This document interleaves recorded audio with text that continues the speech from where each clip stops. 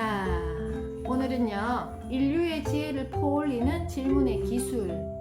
우리 예전에 속담 시험도 많이 보고 했었죠. 속담에 대한 이야기를 많이 했었잖아요. 속담은 그 뜻이 깊고 진하다. 속담을 되새겨보면 우리 삶에 진리가 녹아있음을 발견하게 된다. 그것이 속담의 끈질긴 생명력이다.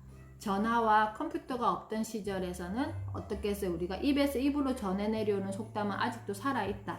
도대체 속담은 누가 만들었고 언제부터 시작되었을까? 아마도 사람 사는 세상이 만들어지면서 속담도 함께 생겨났을 것이다.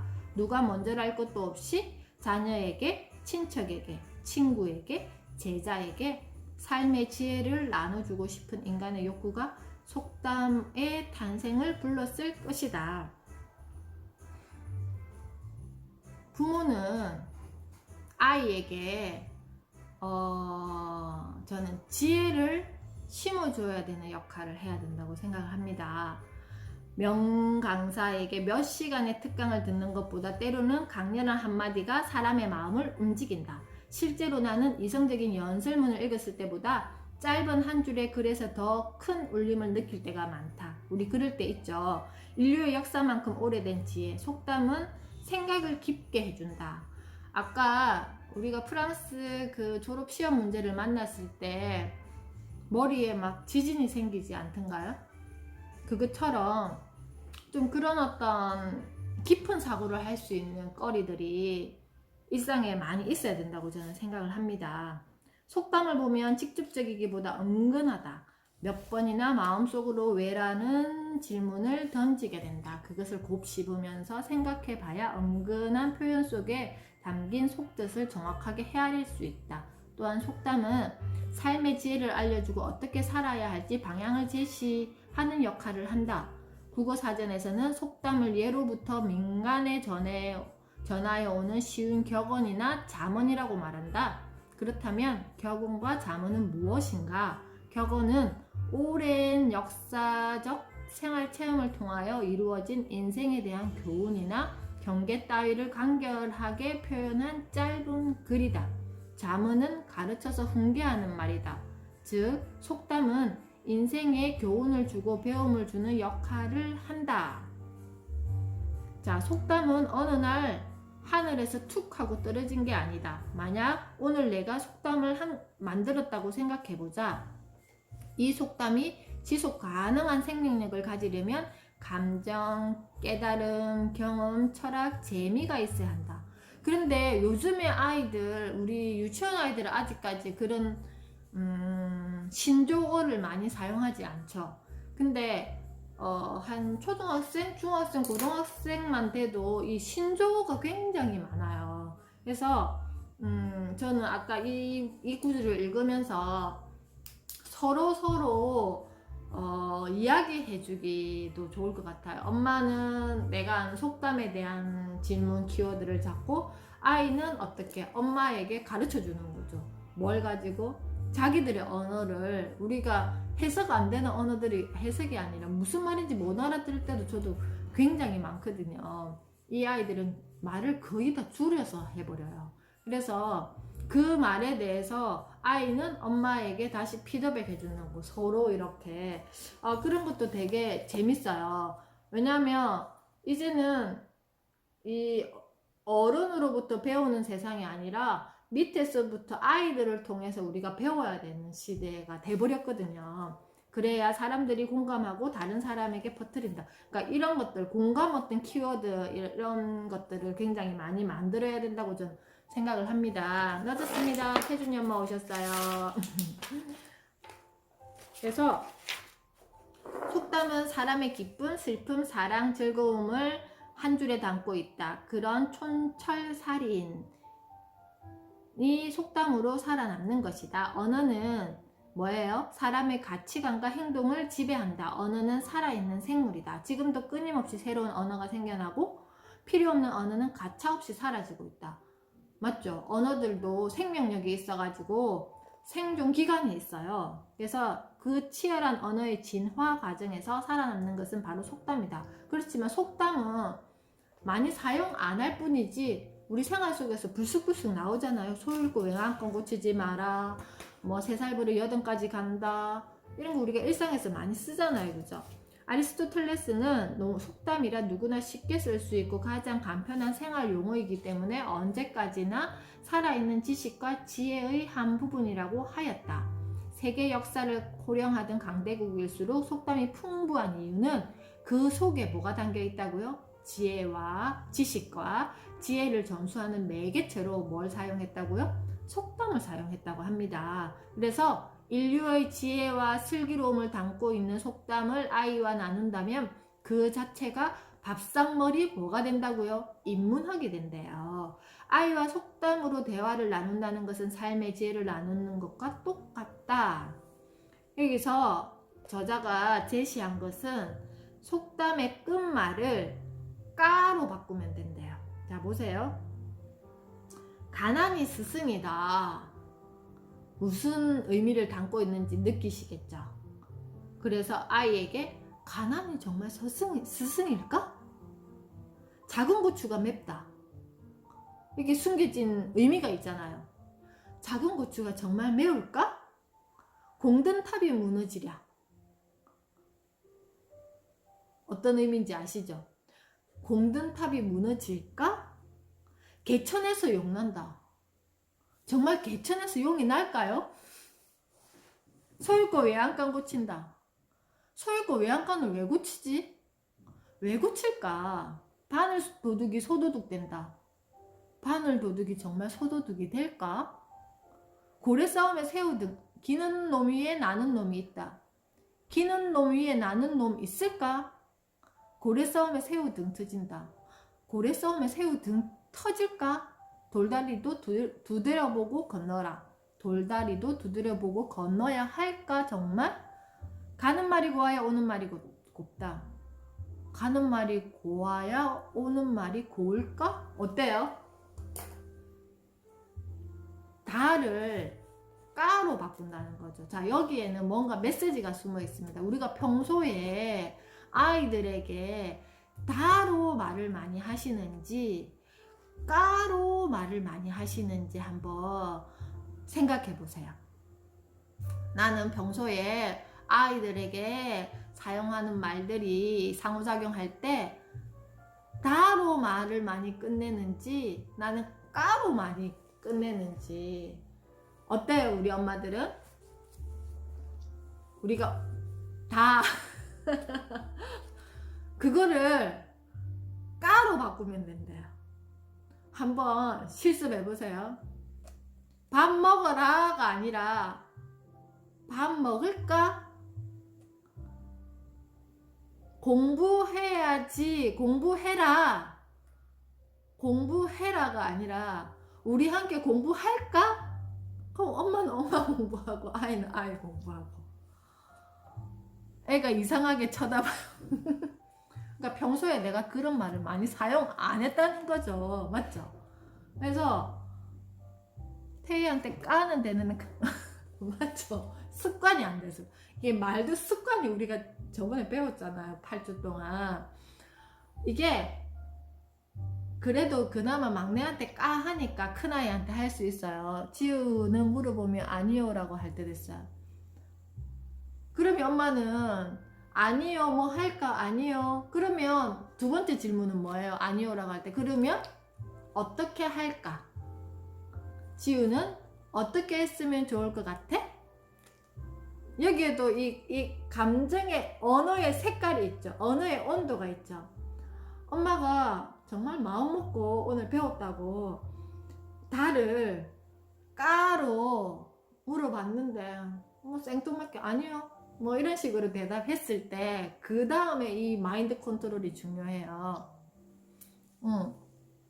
본인이 해야 할 걸 하자고 하면 몸이 아프다고 해요. 그러면 너가 어떻게 했으면 좋을 것 같아?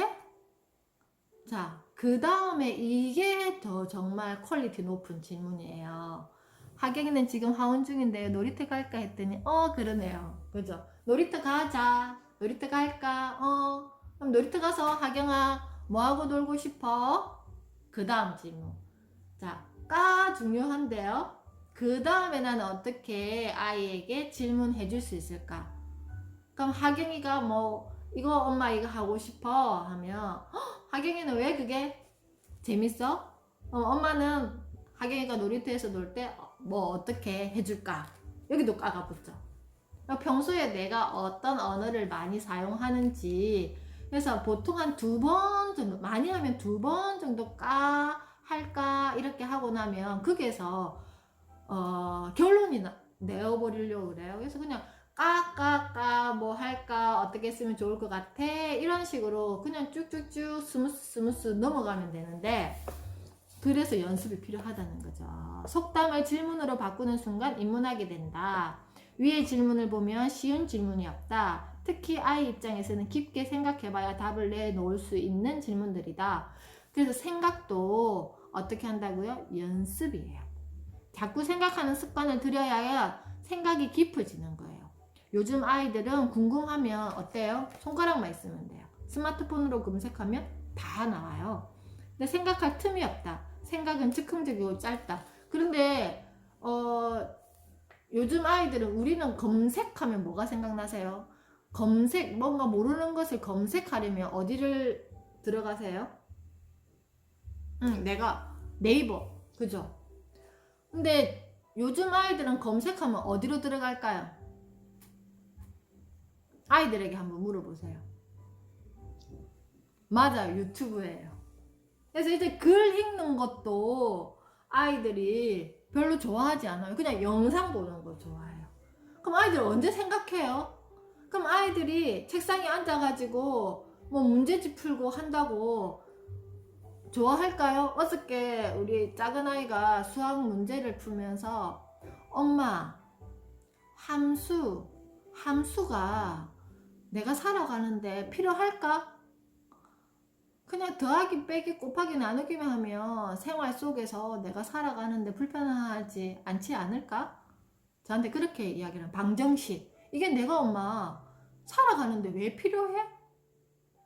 근데 왜 지금 내가 이걸 하고 있어야 되지? 라고 이야기를 하더라고요. 질문을 하더라고요. 그럴 때 뭐라고 대답을 해야 될까요, 엄마가?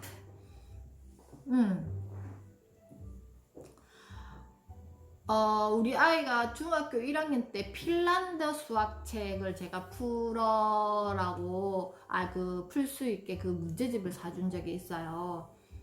그래서 제가 거꾸로 질문을 했어요, 아이에게. 그러면 세린아, 너가 핀란드 그 수학책을 풀었을 때와 지금 우리나라 이 수학 교과서를 풀었을 때 뭐가 차이가 있는 것 같아? 라고 제가 다시 물어봤어요. 그랬더니 아이가 그 책은 엄마 생각을 하게 했어. 그리고 뭔가 논술, 그러니까 그 문제를 잘 이해해야지만 내가 그 다음 이 문제를 풀 수가 있어. 그래서 내가 계속 생각을 할 수 있었어. 그래, 맞아. 그 차이야. 엄마도 지금 우리나라 이 수학 교과 과정이 너무 문제풀이식으로 되어 있는 거에 있어서 아이들이 수학을 수포자가 생기는 것 같아. 그러면 이 수학이라는 것을 어떻게 접근하면 좋을 것 같아? 네가 어떤 마음으로 이 수학을 만나면 좋을 것 같아? 내가 다시 질문을 했죠. 그리고 아빠에게 이 아이가 저는 솔직히 수학 문제를 잘 못 풀어요. 수학을 별로 좋아하지 않지만 수학에 대한 스토리는 되게 좋아해요. 그래서 아빠한테 자기가 오늘 배웠다고 한 문제를 어떻게 푸는지 가르쳐 주는 거예요. 그래서 아빠 이거 풀어봐. 그래서 또 아빠들은 또 이게 또 그런 본능이 있잖아요. 그래서 막 열심히 푸는데 이 한 10분, 20분 지났는가? 하여튼 한 문제를 끝까지 못 풀고 있는 거예요. 근데 가만히 아빠가 풀더니 너가 아빠한테 설명을 잘못 해줬네 하면서 그 잘못 설명한 거에 대해서 이유를 이야기를 하니까 이 아이가 아 맞네, 다시 아빠에게 설명을 해줬어요. 그렇게 해가지고 결국 아빠가 한 20분 넘어서 한 문제를 풀었죠. 그리고 나서 내가 설명을 잘 못하고 이해를 잘 못한 거를 발견했잖아요. 그래서 나머지 문제에 대해서 다시 빨리 이해를 하면서 넘어가더라고요. 그런 거죠. 그러니까 네가 문제를 잘 풀고 못 풀고 많이 풀고 오늘 숙제가 이만큼이니까 이거 해 이런 게 아니라 정말 한 문제를 이 아이 식으로 해석할 수 있는지 표현할 수 있는지가 더 중요하다는 거죠. 그럼 선생님 성적이 안 나오면 어떡해요? 할 수 없죠. 하나라도 제대로 알고 내가 정말 이해를 했는지가 중요하지 양이 중요하지 않다라는 거죠. 그러면 정말 외국 사람들이 우리나라 사지선다형 문제 푸는 걸 보고 그런 표현했대요. 이거는 그림 그리기지 사고력을 키우는 현장은 아니라고. 그렇지 않아요? 그래서 생각할 틈이 없잖아요 지금. 그래서 생각이 아이들이 즉흥적이고 짧고 그리고 내 감정 표현이 직선적이에요. 아이들이 대부분의 시간을 보내는 곳은 집과 학교 그리고 학원이다. 학교와 학원에 가면 생각을 많이 할까? 어림도 없다 그랬죠. 저는 아이의 학원에 대한 이야기를 전달받을 때는 무슨 문제집을 풀었고 뭘 공부했고 이런 이야기를 전달받기보다는 친구랑 어떤 이야기를 했고 학원 선생님이랑 어떤 이야기를 했는데 엄마가 선생님이 이렇게 피드백 해주니까 엄마 우리 마음을 너무 잘하는 것 같아. 엄마 선생님이 이번에 뭐 아이마다 이렇게 어느 정도의 성적을 올리며 뭔가 이렇게 간식을 쏜다 하셨나 봐요. 근데 뭐 그래도 선생님이 그 점수 못 받아도 우리에게 이렇게 나중에 쏘지 않을까 하면서 하여튼 주로 그런 이야기를 주로 하는 편이에요. 그래서 나는 과연 아이에게 어떻게 생각을 할 수 있는 대화를 지금 하고 있는가를 한번 고민해 보시라는 거죠. 그리고 직접적으로 한번 아이와 이야기를 해봤을 때 아이는 어떻게 피드백이 오는지, 지식을 주입해서 시험으로 평가하는 한국의 수업과 입시 방식이 변화하지 않는 한 생각이 있는 수업은 기대하지 마시라. 한국의 대입시험인 수능과 같은 프랑스의 대입 자격시험인 바칼로레아 문제를 보자. 제가 이걸 보면서 아까 그 문제, 프랑스 시험 문제를 링크를 걸어봤는데요. 이걸 잘 아셔야 돼요. 지금 우리 아이들이 배우는 교육 현장이 왜 지금 이 모습이 되었는지. 우리가 조선시대의 교육은 정말 생각을 할 수 있는 교육 현장이었어요. 근데 일제강점기가 되면서 집단 교육을 시켜야지 이 산업화 현장에 노동자를 빨리 배출시킬 수 있었잖아요. 그래서 공장식 교육이 그때부터 시작된 거예요. 막 60명씩 교실에 앉아서 그렇게 공부를 하고 그 단시간에 빠른 그 성과가 있어야 되었던 거죠. 그래야지만 노동력이 생기니까. 그런 어떤 주입식, 일제강점기 때 생긴 주입식 교육이 지금까지 교육 현장에 남아있다라는 거예요. 근데 그거를 계속 우리는 반복하고 있다는 거예요. 그래서 그거를 깨야 된다는 거예요. 왜? 어제 이야기 드렸죠. 10년 뒤에 우리 아이들이 갈 대학을 만약에 목표로 하는지, 나는 우리 아이에게 어떤 20살을 만났으면 좋겠는지에 대한 어떤 그림이 그려져 있어야 된다라는 거죠. 그렇다고 엄마가 다 우리 아이는 이렇게 해야 돼 이런 개념이 아니겠죠. 그래서 142페이지 보겠습니다. 어떤가? 세계 최고 문화 강국 프랑스의 힘이 느껴지는가? 우리의 수능 시험 문제를 보면 한숨부터 나온다. 영어 시험은 미국인도 풀기 어렵고 국어 시험은 대학교 전공 교수도 풀기 어렵다. 생각보다는 암기가, 지혜보다는 지식이 필요하다. 확실한 것은 아이들이 학교와 학원에서 생각할 시간과 기회가 많지 않다는 점이다. 내가 아이를 학원에 보낸다고 하면 왜 보내는지를 한번 생각해 보세요. 그렇다면 집에 가면 생각을 많이 할까? 집집마다 아이마다 다르겠지만 세계에서 가장 바쁜 한국 아이들의 스케줄을 보면 그럴 시간이 별로 없다. 특히 중고등학생쯤 되면 이제 집은 잠자는 곳이겠죠?